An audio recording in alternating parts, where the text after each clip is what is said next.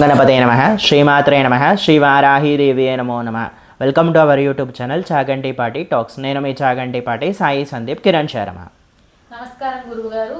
ఈ శ్యామల నవరాత్రుల్లో భాగంగా రెండో రోజైన మాఘ విదియ రోజున అమ్మవారిని శ్యామలాదేవిని ఏ రూపంలో మనం కొలుస్తాము? అలాగే తెలుపుతానమ్మా. రెండో రోజున మాఘ విదియ రోజున అమ్మవారిని వాగ్విధిని శ్యామలాదేవిగా స్వరూపంలో కొలుస్తారు.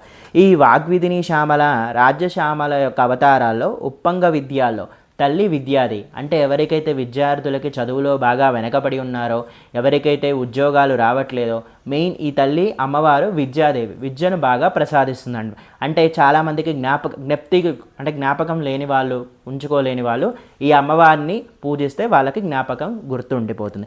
అలాగే ఈమె స్వరూపం సరస్వతి రూపం దేవి పోలి ఉంటుంది. ఈమె రెండు చేతుల్లో, ఒక చేతిలో పుస్తకం, ఇంకో చేతిలో పెన్ను పట్టుకొని ఉంటుంది.